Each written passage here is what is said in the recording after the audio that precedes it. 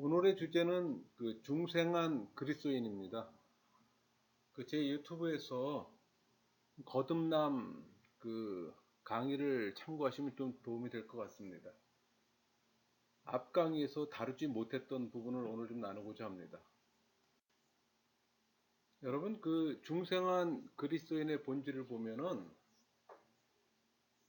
그 중생이란 죄를 인식하고 회개한 자들에게 그리스도와 인격적으로 결합될 수 있는 새 생명을 하나님이 주시는 행위를 말하잖아요. 그러니까 죄로 죽었던 영적 생명을 본인의 의사와는 상관없이 성령의 역사로 새 피조물이 되는 과정입니다. 그러니까 영적으로 무능력했던 영혼은 이 중생의 과정을 통해 또 하나님의 나라를 들어갈 수가 있어요. 중생의 도구는 하나님의 말씀입니다. 그러니까 중생은 하나님의 창조적 행위잖아요. 그러니까 이 복음의 말씀은 선포적, 내적 음성, 진리의 습도로 역사합니다. 이 말씀은 영혼 안에 또 새 생명을 심어주는 매개체예요. 그러니까 성경은 인간이 예수 그리스도의 진리를 이해하는 것은 오직 성령의 역사에 의해서만 가능하다고 말합니다. 중생에 있어서 이 말씀이 매개체로 사용한다는 말씀은 야고보서 1장 18절 볼까요? 그가 그 피조물 중에 우리로 한 첫 열매가 되게 하시려고 자기의 뜻을 따라 진리의 말씀으로 우리를 낳으셨느니라. 그러니까 진리의 말씀으로 낳으셨다는 이 말은 복음의 말씀을 통해 하나님께 부름을 받은 자들이 옛 성품을 버리고 또 새로운 피조물이 되었음을 암시해요. 또 베드로전서 1장 23절 볼까요? 너희가 거듭난 것은 썩어질 씨로 된 것이 아니요 썩지 아니할 씨로 된 것이니 살아있고 항상 있는 하나님의 말씀으로 되었느니라. 이 거듭남은 그리스도인의 회신된 상태를 말합니다. 이 거듭남은 하나님의 속성과 또 성품을 담고 있는 살아있는 말씀을 통해 이루어져요. 여러분, 신약 성경은 이 중생한 그리스도인에 대해 5가지를 언급해요. 중생한 그리스도인의 의미는 한마디로 거듭났다고 보통 얘기하지만 신학적으로 보면 폭이 좀 넓어요. 탄생, 정결, 소생, 창조, 부활 그런 또 의미를 담고 있습니다. 하나씩 볼까요? 탄생, 요한일서 5장 1절 볼게요. 예수께서 그리스도이심을 믿는 자마다 하나님께로 난 자니 또한 낳으신 이를 사랑하는 자마다 그에게서 난 자를 사랑하느니라. 또 요한일서 13절 혈통으로나 육정으로나 사람의 뜻으로 나지 아니하고 오직 하나님께로부터 난 자들이니라. 그러니까 성도들은 하나님께로서 난 자입니다. 그러니까 하나님께서는 성도들을 낳으시고 또 자녀 삼아 주셨고 또 친히 아버지가 되셨어요. 또 요한복음 3장 8절 바람이 임의로 불매 내가 그 소리는 들어도 어디서 와서 어디로 가는지를 알지 못하나니 성령으로 난 사람도 다 그러하니라. 그러니까 중생한 자는 성령으로 난 사람입니다. 그러니까 하나님께로부터 난 자나 이 성령으로 난 사람이란 용어는 성도로 하여금 하나님의 자녀가 되게 하는 이 창조적 은혜의 행위를 가리키고 있어요. 그러니까 성령으로 이 거듭남은 인간적 이성으로서 이해할 수 없고 다만 성령의 역사에 의한 결과만으로 알 수가 있는 겁니다. 정결, 디도서 3장 5절 볼까요? 우리를 구원하시되 우리가 행한 바 의로운 행위로 말미암지 아니하고 오직 그의 긍휼하심을 따라 중생의 씻음과 성령의 새롭게 하심으로 하셨나니. 그러니까 하나님께서는 우리를 중생의 씻음으로 구원하셨어요. 그러니까 영혼이 옛생활의 더러움으로부터 완전히 씻음을 받았어요. 그러니까 영적 차원에서 이 거듭남을 의미합니다. 그러니까 중생은 새로운 상태나 신분으로 전입니다. 쉽게 표현하면은 옛사람을 벗어버리는 이 순간적 변화를 의미해요. 또 여기 새롭게 하시면 내적이며 이 점진적인 변화, 즉 새로운 삶을 살아가면서 변화되어 가는 그 과정을 의미하기도 합니다. 소생, 우리들은 이 중생의 씻음뿐만 아니라 성령의 새롭게 하심으로 구원을 받는 겁니다. 그러니까 이 중생의 핵심은 성령의 내주하심의 그 새로운 삶을 얘기해요.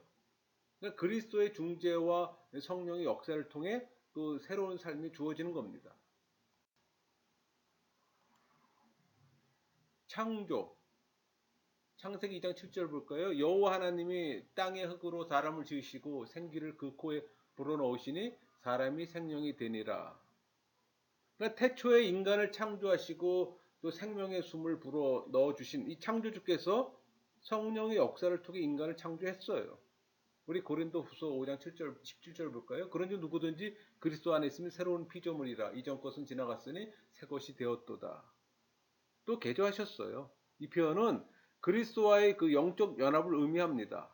여러분, 피조물은 창조 행위를 나타내는 표현이에요. 그러니까 사람이 그리스도와 영적인 교제를 갖게 될 때 그에게는 그리스도로 말미암는 새로운 창조 행위가 일어나 새로운 존재가 된다는 또 의미로 볼 수 있어요. 갈라디아서 6장 15절 할례나 무할례가 아무것도 아니로되 오직 새로 지으심을 받는 것만이 중요하니라. 그러니까 실제적 결과로 이 개인의 성질과 인격과 욕망과 이 목적에 급격한 변화가 생긴 겁니다. 그러니까 새로 지음 받았어요. 그러니까 성령 안에서 살아가는 이 새로운 삶을 의미하고 또 그리스도로 말미암아 이 재창조된 또 하나님의 피조물임을 또 강조합니다. 부활. 에베소 2장 5절 6절 볼까요? 허물로 죽은 우리를 그리스도와 함께 살리셨고 너희는 은혜로 구원을 받은 것이라. 또 함께 일으키사 그리스도 예수 안에서 함께 하늘에 앉으시니. 그러니까 죄로 인해 그 초래된 이 영적 죽음에서 그리스도와 함께 새 생명을 공유하는 또 영적 부활을 의미합니다. 그러니까 사도 바울은 하나님께서 우리를 단순히 이 부활시킨 것으로 그치지 않고 그리스도와 함께 이미 하늘에 앉히셨다고 선언하는 겁니다. 로마서 6장 4절 5절. 그러므로 우리가 그의 죽으심과 합하여 세례를 받음으로 그와 함께 장사되었나니 이는 아버지의 영광으로 말미암아 그리스도를 죽은 자 가운데서 살리신 같이 우리로 또한 새 생명 가운데서 행하게 하려 함이라. 만일 우리가 그의 죽으심과 같은 모양으로 연합한 자가 되었으면 또한 그의 부활과 같은 모양으로 연합한 자가 되리라. 하나님께서는 그 생명 없는 진흙에 생기를 불어넣어서 인간을 창조하신 것 같이 또 죽은 영혼에 생기를 붓는 것처럼 소생시키는 거예요. 그러니까 실제하는 그 영적 세계를 살게 하는 겁니다. 그러니까 사도 바울은 이 그리스도의 부활을 그에게 속한 자들에게 허락되는 이 새로운 삶의 가능성과 연결시켜요. 또 그 삶은 장래뿐만 아니라 현재에 속한 겁니다. 그러니까 중생이라는 것은 하나님께서 영혼을 생명으로 인도해 죄로 죽었던 이 영혼을 의의 생명으로 소생시킬 때 일어나는 또 위대한 변화를 말하기도 합니다. 우리가 이 중생한 그리스도인을 설명하는 이 용어들, 탄생, 정결, 소생, 창조, 부활 이렇게 나누었는데 이 용어들은 하나님께서 인간의 영혼에 새 생명을 주셨다는 것을 나타내는 용어입니다.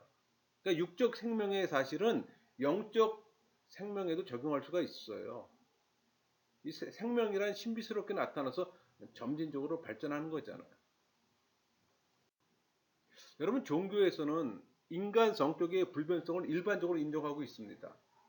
그러니까 이방 종교에서도 이 참회와 의식을 지킴으로써 이 죄인이 용서받을 수 있다는 희망을 또 보여줍니다. 그러나 인간의 성격을 변화시킬 수 있는 어떤 은혜와 생명의 약속은 찾아볼 수가 없어요.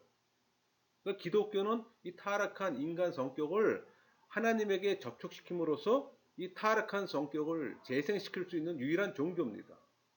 그 이유는 성자 하나님이 세상 끝까지 구원하기 위해 이 땅에 오셔서 사셨기 때문에. 여러분, 기독교와 이 동방 종교 사이에는 유사점이 없어요. 그러니까 부처를 가진 자는 생명이 있다고 말하는 사람이 없잖아요.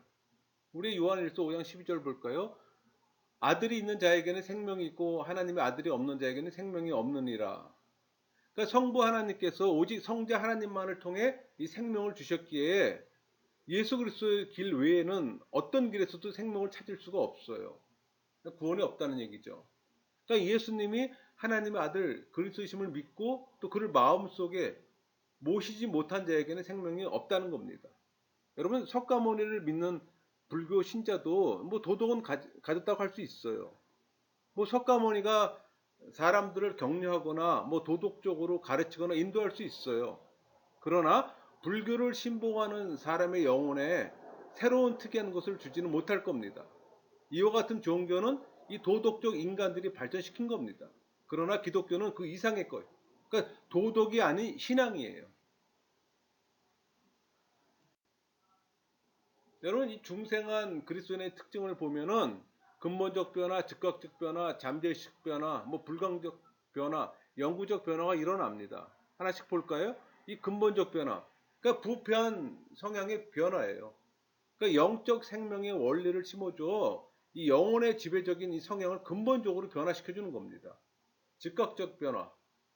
그러니까 성령에 의해 단 한 번의 순간적 변화를 얘기합니다. 잠재의식적 변화.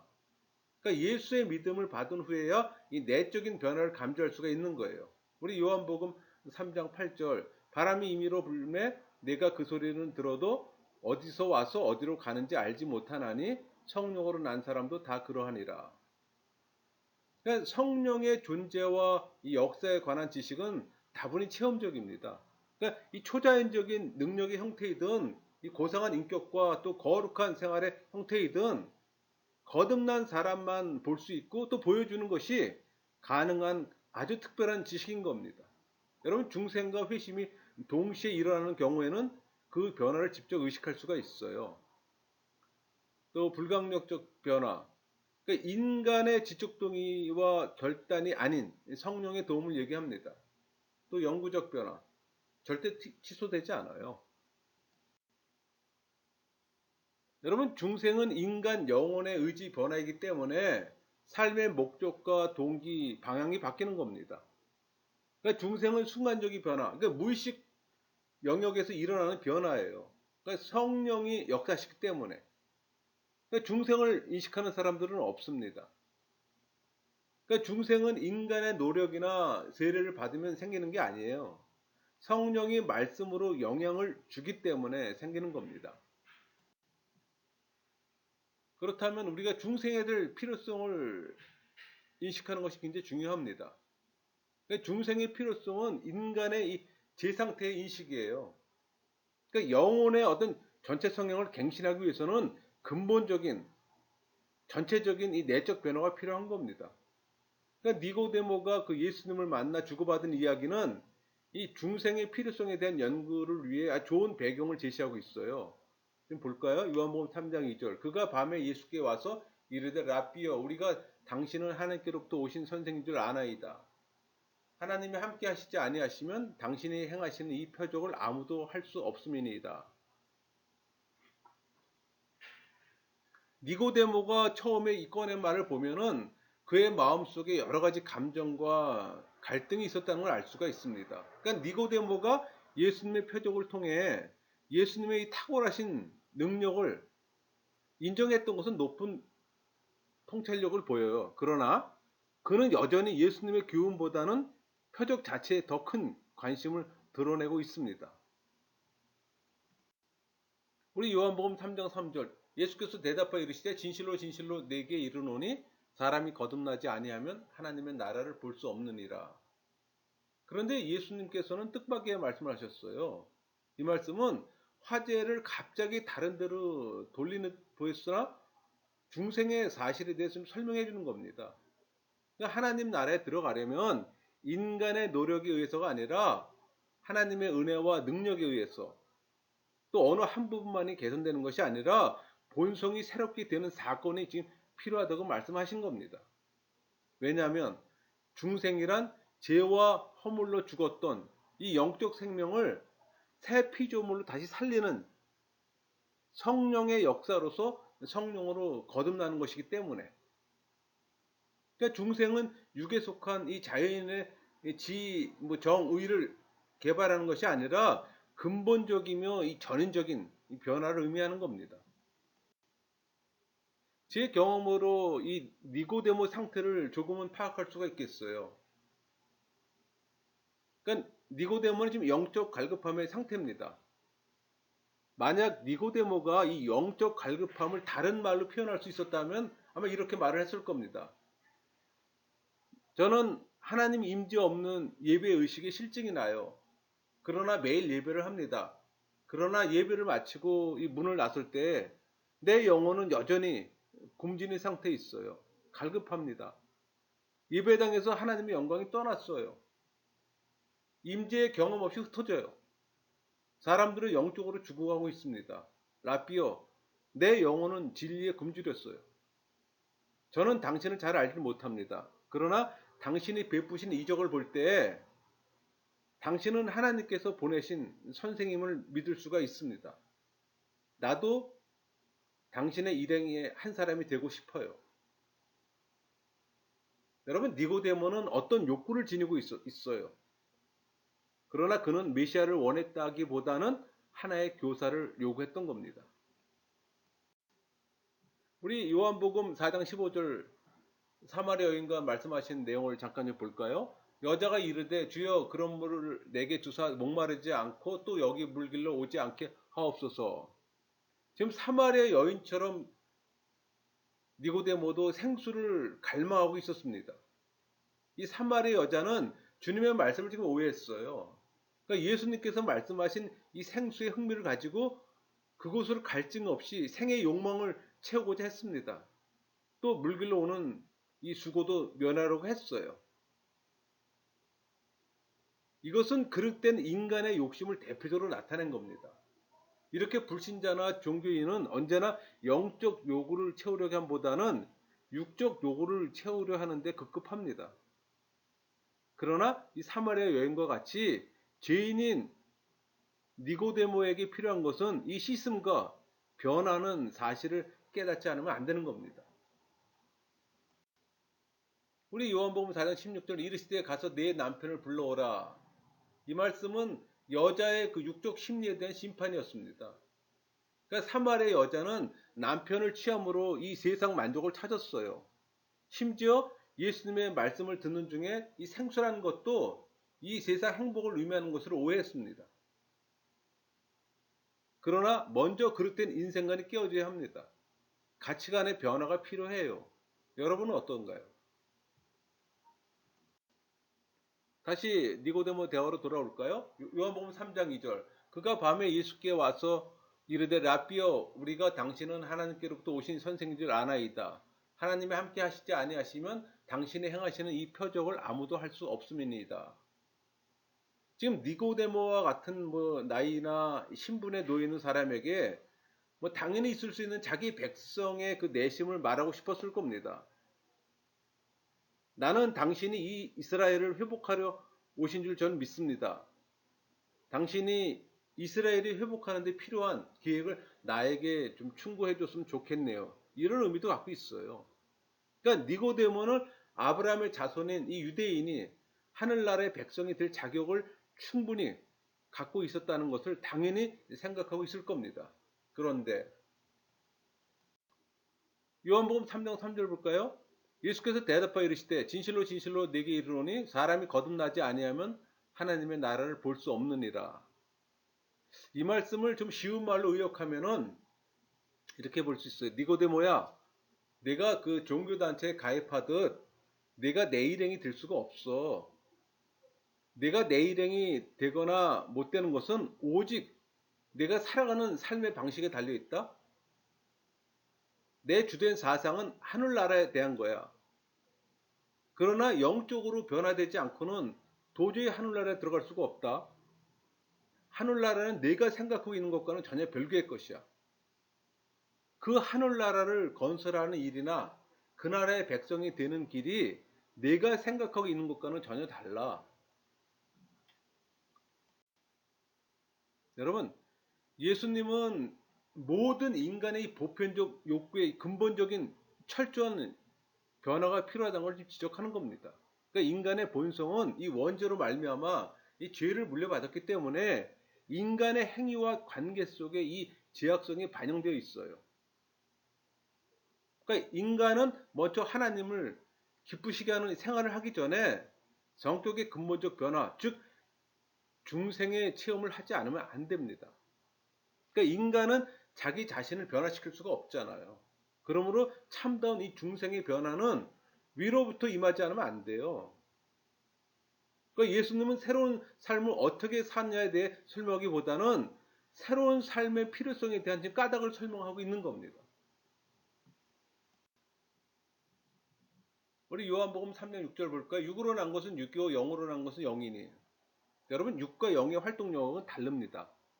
그러니까 육이 영을 낳을 수 없을 뿐만 아니라 영은 다른 영역에 속해요.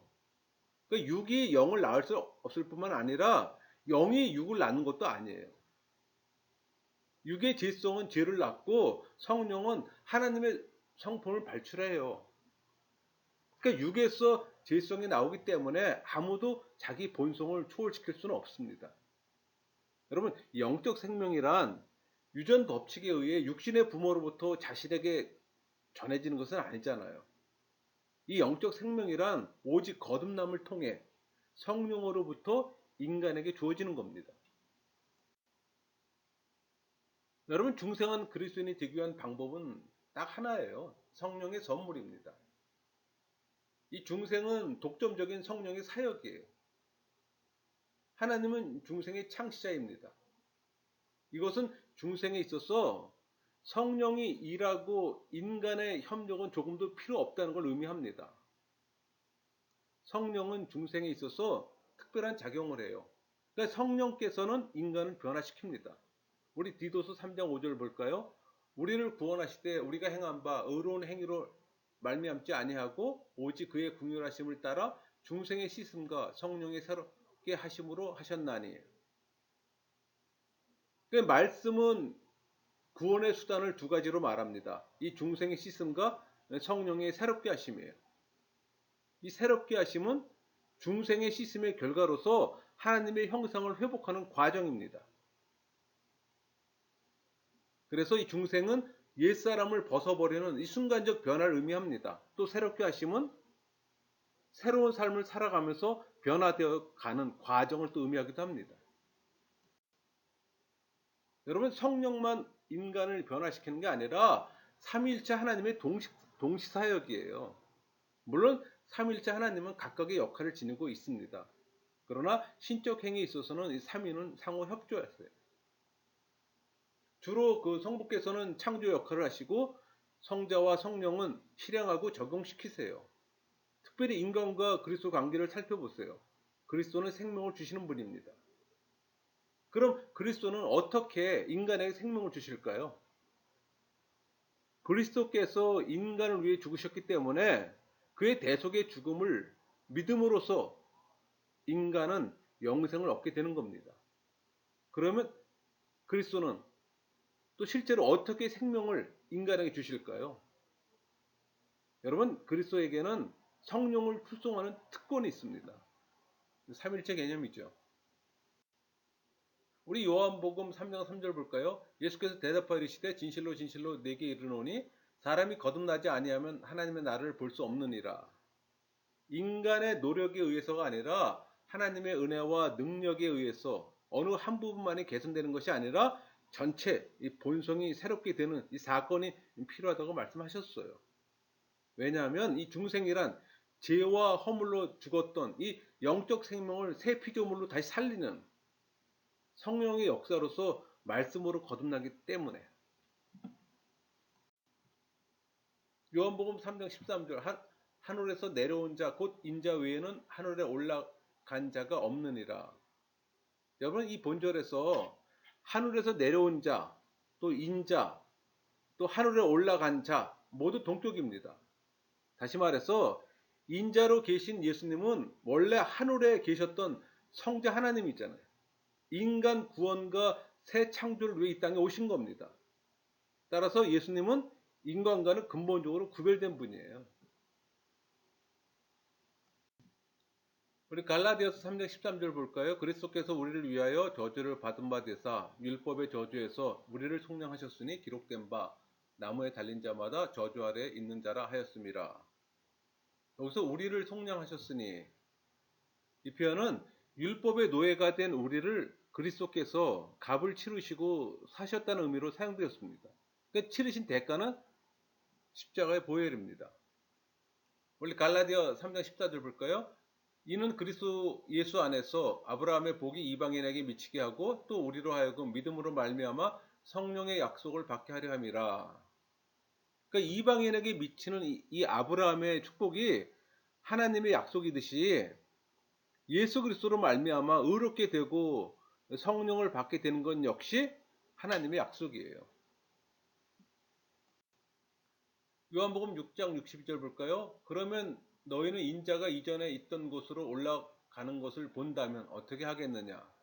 여기서 본다면 이 말은 그 육신의 눈으로 본다는 것이 아니고 심령의 눈으로 봄을 의미합니다. 그리고 이 말씀은 신앙을 육안으로 그 본 곳에 근거하는 것이 아니고 말씀을 들음에 근거하는 겁니다. 우리 사도행전 2장 33절 볼까요? 하나님의 오른손으로 예수를 높이심에 그가 약속하신 성령을 아버지께 받아서 너희가 보고 듣는 이것을 부어 주셨느니라. 그리스도는 영적 생명과 함께 생명의 근원이 되기 위해 승천하셨어요. 그러니까 예수님께서 약속하신 것을 성취하셨음을 보여주고 있는 겁니다. 요한복음 5장 26절 볼까요?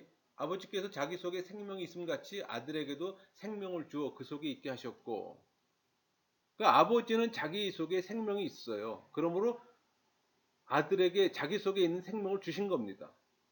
아버지는 성령의 근원이세요. 그래서 성부 입장에서는 출송하시는 겁니다. 그러나 그의 아들에게도 성령을 출송하는 이 권세를 주셨어요. 그러므로 이 성자는 살려주는 영이 되어 육체적으로 죽은 자를 살려주시는 권세를 갖고 있을 뿐만 아니라 인간의 죽은 영혼을 살려주시는 권세를 갖고 있는 겁니다.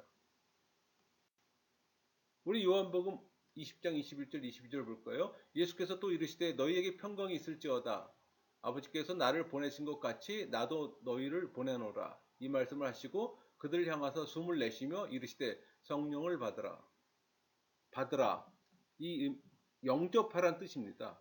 이 성령을 받는다 하면 어떤 능력을 받거나 도구적 수단을 받는다는 뜻이 아니에요. 인격으로서 성령을 인간 영혼 속에 모신다는 뜻입니다. 또 이 사도들을 통해 어떤 역사가 일어난다 해도 그 일의 능력의 원천은 사도들에게 있는 것이 아니라 인격으로 내주하는 성령에 있다는 것을 또 의미해요. 여러분, 중생하기 위해서는 인간의 준비가 필요합니다. 엄격히 말하면 인간은 중생의 행위에 있어서 협력할 수 없어요. 왜? 중생이란 하나님의 주권적 행위이기 때문에. 그러나 인간은 중생에 참여할 수가 있어요. 그럼 중생을 위한 인간의 준비는 뭘까요? 그 준비는 죄에 대한 회개의 삶입니다. 회개예요. 거룩하신 하나님 앞에 나아가는 건 회개뿐이 없어요. 그럼 중생한 그리스도인의 결과는 뭘까요? 중생한 그리스도인의 결과를 보통 세 가지로 얘기합니다. 뭐 지위 상승, 영적 변화, 실제적 변화. 하나씩 볼까요? 지위 상승. 그러니까 중생으로 영적 변화의 체험을 한 사람은 하나님 양자가 되어 자식의 온갖 특권을 누리게 됩니다. 그러니까 성도들은 양자로 택함 받아 이미 하나님의 자녀가 되었어요. 그러니까 성숙한 자녀의 지위를 차지하게 된 겁니다. 그러므로 어린아이가 아들이 되고 또 미성년이 성년이 되는 거예요. 그게 갈라디아 4장 1절에서 7절까지의 말씀입니다. 여러분, 양자로 삼는다는 말은 아들의 지위를 준다는 걸 의미해요. 우리 일반 세상적 용어로 양자를 삼는다는 것은 어떤 사람의 자식으로 태어나지 않았으나 그 가정의 자녀로 입양되는 걸 말합니다. 이 교리적으로 볼 때 양자로 삼는 것은 중생과 구별합니다. 이 양자란 말은 법률적 용어로서 어떤 가정의 일원이 아니지만 그 가정의 아들이 되는 이 특권을 부여해 주는 걸 말합니다. 반면에 중생이란 말은 하나님의 자녀가 되어 하나님의 성품을 취하게 될 때 일어나는 영적 변화를 말해요. 그러나 실제적인 체험 속에서 이 두 가지를 구별하는 것은 매우 어렵습니다. 왜냐하면 양자로 삼는 일과 중생은 하나님의 아들이 되는 체험의 두 가지 면을 갖고 있기 때문에. 여러분 신약에서 일반적으로 아들을 나타낼 때 아들든 sons 이런 그 단어를 쓰는데 이 아들들이란 말은 양자로 삼는다는 이 말에 근원을 두고 있어요. 그런데 이 자녀들, children 이 말은 태어난 아들을 의미합니다. 중생도 그런 의미를 가져요. 그러니까 이 두 가지 개념을 구분될 수는 있으나 또 다음과 같은 구절에서는 두 가지 개념도 결합돼요. 그게 이제 요한복음 1장 12절 13절인데 영접하는 자 곧 그 이름을 믿는 자들에게는 하나님의 자녀가 되는 이 권세를 주셨으니 이는 혈통으로나 육정으로나 사람의 뜻으로 나지 아니하고 오직 하나님께로부터 난 자들이니라. 또 로마서 그 8장 15절 16절에 이 두 가지 개념이 또 한데 섞여 있어요. 볼까요? 너희는 다시 무서워하는 종의 영을 받지 아니하고 양자의 영을 받았으므로 우리가 아빠 아버지라고 부르짖느니라. 성령이 친히 우리의 영과 더불어 우리가 하나님의 자녀인 것을 증언하시나니. 그러니까 양자의 원리는 사도 바울의 신학의 중요한 주제 중에 하나입니다. 그 근원은 또 예수님의 가르침에서도 발견됩니다. 그리고 이 바울은 성도로 하여금 하나님의 자녀가 되게 하시는 분이 성령이라고 가르쳐요. 또 성령께서 이 성도 가운데 거하심으로 또 성도가 하나님의 자녀임을 또 보증으로 인쳐주시는 겁니다. 그러니까 성도는 양자의 영을 받았을 뿐 아니라 양자의 영이신 성령으로부터 친히 하나님의 자녀라는 사실을 또 하나님 앞에서 증거받아요. 영적 변화. 그 중생의 본질 때문에 중생은 성령을 통해 하나님과 그리스도와의 영적 연합을 내포하게 되는 겁니다. 그러니까 이 영적 연합 속에는 하나님이 내게도 포함되는 거예요. 우리 갈라디아 2장 20절 내가 그리스도와 함께 십자가에 못 박혔나니 그런즉 이제는 내가 사는 것이 아니요 오직 내 안에 그리스도께서 사신 것이라. 이제 내가 육체 가운데 사는 것은 나를 사랑하사 나를 위하여 자기 자신을 버리신 하나님의 아들을 믿는 믿음 안에서 사는 것이라. 성도가 자기 십자가를 짐으로써 그리스도의 죽음에 영적으로 동참했음을 의미합니다. 그러니까 완전한 연합은 그리스도에게 접붙임을 받는 것이고 또 그 결과 그리스도의 풍성한 열매를 맺어요. 그러니까 그리스도인의 삶은 믿음 안에 사는 겁니다. 그러니까 예수 그리스도의 죽으심과 부활하심에 참여함으로써 구원을 얻잖아요. 이 갈라디아 2장 20절은 복음의 압축입니다. 또 선포된 복음이고 또 믿음의 내용이기도 해요. 요한 1서 3장 24절 볼까요? 그가 그의 계명을 지키는 자는 주 안에 거하고 주는 그의 안에 거하시나니 우리에게 주신 성령으로 말미암아 그가 우리 안에 거하시는 줄을 우리가 아느니라. 이 같은 영적 연합으로 인해 새로운 생명과 인격이 조성되는 겁니다. 또 이와 같은 것을 다양한 말로 표현해요. 뭐 새 생명, 새 마음, 새 영, 새 사람, 또 신성한 성품에 참여하는 자. 여러분 성도들의 의무는 그들의 영적 생명을 보존하고 성숙을 위해 여러 가지 은혜의 수단을 통해 하나님과의 교제를 계속 유지하는 겁니다.